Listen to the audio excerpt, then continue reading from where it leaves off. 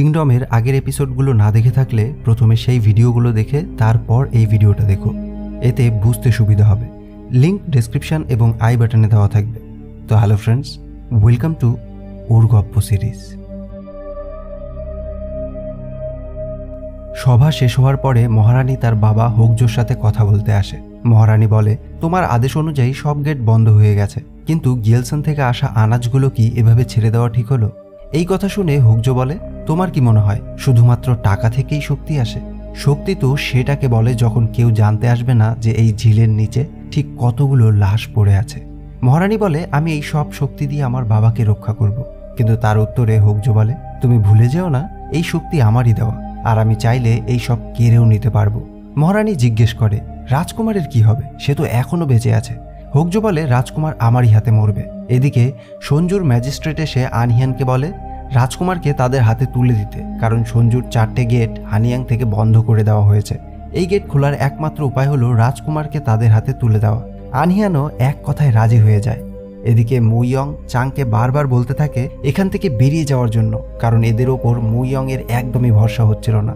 তখনই বাইরে থেকে হানিয়ং এর সেনাপ্রধানের ডাক শুনে চাং ও মুইয়ং বাইরে বেরিয়ে আসে। সেনাপ্রধান চাংকে গ্রেপ্তার করার জন্য এগিয়ে যেতে থাকে, আর তখনই আনহিয়ান পেছন থেকে এসে তাকে বাধা দেয়।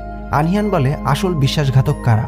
তোমাদের মতো সেনারা, যাদের রাজা ও রাজকুমারের রক্ষা করা উচিত, তারা নিজেদের ভালোর জন্য ওই হোগজোর দাস হয়ে গেছে, যে রাজকুমারকে মেরে নিজে রাজা হতে চায়। এরা মানুষের নামে কলঙ্ক, মরা তো তোমার উচিত। আনহিয়ানের সেনারা চারদিক থেকে হানিয়ং এর সেনাদের ঘিরে ফেলে তীর বর্ষণ শুরু করে। এর ফলেই হানিয়ং এর সেনারা মারা যায়। এসব ঘটনা যে ঘটতে পারে তার কিছুটা আন্দাজ চাংয়ের আগে থেকেই ছিল। আসলে আগের দিন রাতে আনহিয়ান চাংকে হানিয়ং থেকে পাওয়া একটা গুপ্ত চিঠি দেখায়, যেখানে লেখা আছে রাজকুমার তার কাছেই আসবে, আর সে যেন রাজকুমারকে আটকে রাখে। আনহিয়ান চাংকে বারণ করে দিয়েছিল কথা কাউকে জানাতে, তাই মুইয়ং জিজ্ঞাসা করা সত্ত্বেও চাং এই ব্যাপারে তাকে কিচ্ছু জানায়নি। কিন্তু এইভাবে তীরবিদ্ধ হওয়ার পরেও সেনাপ্রধান চাংকে উদ্দেশ্য করে উল্টোপাল্টা বলেই যাচ্ছিল। সেটা সহ্য করতে না পেরে চাং তার গলার ওপর তলোয়ার চালিয়ে দেয়। সঞ্জুর ম্যাজিস্ট্রেট সাথে সাথেই প্রতিবাদ করে ওঠে। সে বলে, তুমি একজন রাজকুমার হয়ে এমন কাজ করো কি করে? তোমার কি মনে হয় মহারাজ তোমাকে ছেড়ে দেবে? তুমি একজন দেশদ্রোহী। রাজকুমার চাং উত্তরে বলে, হোগজো সঞ্জু এবং এখানকার লোকেদেরকে অনেক আগেই ছেড়ে দিয়েছে। তোমার কি মনে হয় গিয়েলসনের দরজা শুধু আমাকে আটকানোর জন্য বন্ধ করেছে? এমন সময় বাইরে থেকে একজন সিপাহী ছুটে এসে তাদের বিপদ সংকেত দেয়। সবাই বাইরে এসে দেখতে পায় দক্ষিণের বিভিন্ন এলাকা থেকে হাজারো আতঙ্কিত মানুষ নিজেদের প্রাণ বাঁচাতে সঞ্জুর ম্যাজিস্ট্রেটের দরবারে এসেছে। কিন্তু ম্যাজিস্ট্রেট এদের জন্য দরজা খুলতে নারাজ। তার কথা অনুযায়ী এত লোককে খেতে দেওয়া তাদের পক্ষে সম্ভব না, আর খাবার ফুরানো মাত্রই এরা চুরি করতে শুরু করে দেবে। মহলের ভেতরের লোকদের বাঁচাতে এদের বলিদান দিতেই হবে। কিন্তু চাং তা হতে দেয় না। ভবিষ্যতের রাজার অধিকারে সে ম্যাজিস্ট্রেটকে তার পদ থেকে বহিষ্কার করে সঞ্জুর রক্ষণাবেক্ষণের দায়িত্ব নিজের কাঁধে তুলে নেয়। ওই অসহায় মানুষগুলোকে মহলে আশ্রয় দেওয়ার আদেশ দেয়। যদিও এদের প্রাণ বাঁচাতে চাং এই সিদ্ধান্ত নেয়, তবুও এই কথা সত্যি যে মহলে এতটা জায়গা নেই যেখানে এত মানুষকে আশ্রয় দেওয়া যায়। তখন চাং একটি পরিকল্পনা করে। সে বলে, ওই জম্বিগুলো দিনের বেলা ঘুমায় আর রাত্রেবেলা জেগে ওঠে। জল এবং আগুনেও ভয় পায়। সঞ্জুর দক্ষিণাঞ্চল জল দিয়ে ঘেরা। এদের যদি আমরা গিয়েলসানের দিকে নিয়ে যেতে পারি তাহলে হয়তো জয় আমাদেরই হবে। আর ভবিষ্যতের রাজার আদেশ পেয়ে সবাই কাঁধে কাঁধ মিলিয়ে একসাথে কাজ করা শুরু করে। সব সমস্যার সম্মুখীন হওয়ার জন্য প্রস্তুত হয়। একজন রাজা হিসেবে চাং যে কতটা যোগ্য তার প্রত্যেকটা সিদ্ধান্তে সেটা আমরা দেখতে পাই। একই সময় অন্যদিকে হানিয়াংয়ের রাজমহলে মহারানীর এক সেবিকা তাকে জানায় আজ একজনের বাচ্চার জন্ম হতে চলেছে। মহারানী বলে, যদি ছেলে হয় তবেই আমাকে জানাবে। যেখানে ওই প্রেগনেন্ট মহিলাদের একসাথে রাখা হয়েছিল সেখানেই একজন মহিলা তার বাচ্চার জন্ম দিচ্ছে আজ।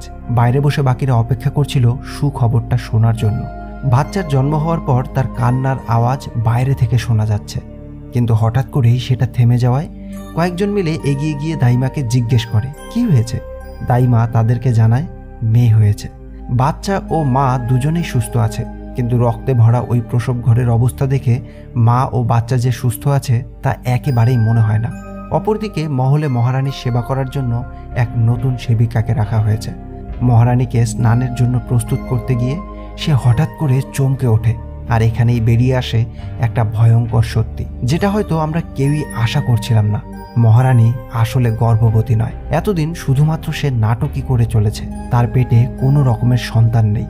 মহারানী এই সমস্ত প্রেগনেন্ট মহিলাদেরকে তার মহলে রেখেছে, তার কারণ একটাই, সে প্রেগনেন্ট নয়। এই সমস্ত মহিলাদের মধ্যে যেই প্রথম পুত্র সন্তানের জন্ম দেবে, তার পুত্র সন্তানকে নিজের পুত্র সন্তান বলে পরিচয় দেবে, আর এইভাবেই সে এই রাজ্যের একজন উত্তরাধিকারী খুঁজে পাবে।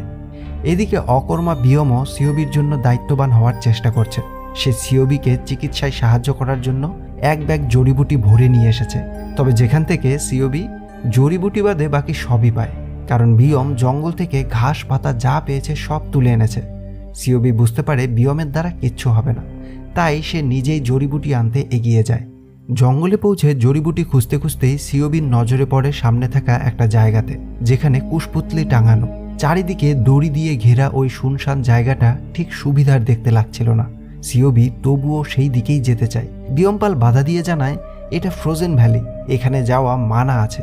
সিওবি বাধা তো মানেই না, বরঞ্চ ফ্রোজেন ভ্যালি কথাটা শুনে দ্বিগুণ উৎসাহের সাথে এগিয়ে যায়।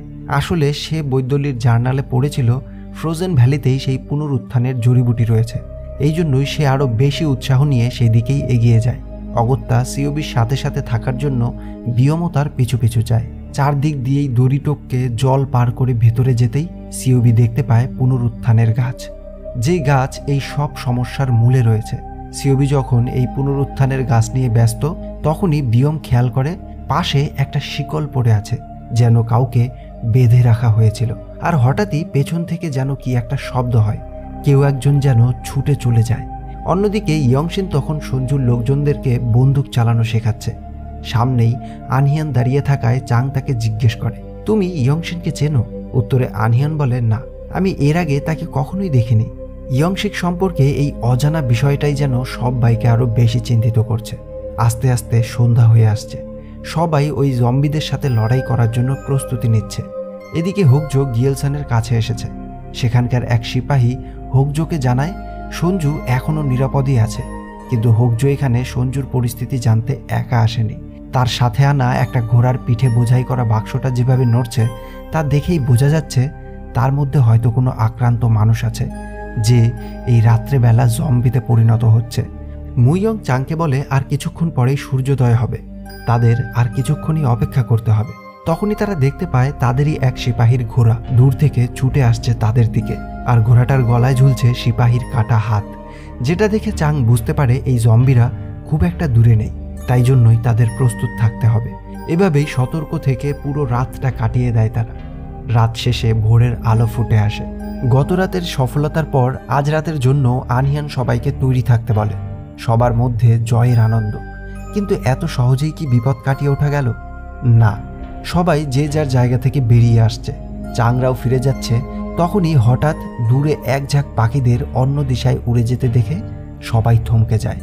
তারা খেয়াল করে নদীর জলটাও কাঁপছে। চাং একটা আগুনের তীর জঙ্গলের দিকে ছুড়ে দেয়, আর দেখতে পায় জঙ্গলটাও নড়ছে। দেখা যায় হাজারে হাজারে জম্বি এই দিকেই ছুটে আসছে। কিন্তু এটা কি করে সম্ভব? যেখানে দিনের বেলায় নিজেদের বাঁচাতে তারা অন্ধকারের খোঁজে এদিক ওদিক লুকিয়ে পড়ে, সেখানে কি করে এরা জেগে থাকতে পারে? অন্যদিকে জম্বিরা ফ্রোজেন ভ্যালি পর্যন্তও পৌঁছে গেছে, যেখানে বিয়ম ও সিওবি আটকা পড়ে আছে। এটা হয়তো আসলে পুরোটাই হোকজোর পরিকল্পনা। হানিয়াংকে সুস্থ রেখে বাকি সব জায়গায় এই রোগ ছড়িয়ে দিয়ে চাংকে সব দিক থেকে নিরুপায় করে দেওয়াটাই তার আসল উদ্দেশ্য।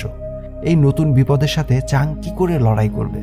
সিওবি আর বিয়মকেই বা কে বাঁচাবে? নাকি সবকিছু এখানেই শেষ হয়ে যাবে আর হোকজোর ষড়যন্ত্রটাই হবে সার্থক? এই সমস্ত প্রশ্নের উত্তর না দিয়েই কিংডমের এই এপিসোডের সাথে সাথে পুরো প্রথম সিজনটাই শেষ হয়ে যায়। তো ফ্রেন্ডস, এই ছিল কিংডমের সিজন 1। পুরো গল্পটি কেমন লাগলো তা অবশ্যই জানিও। ভালো লাগলে লাইক, কমেন্ট আর শেয়ার করে দিও। দেখা হচ্ছে পরের ভিডিওতে।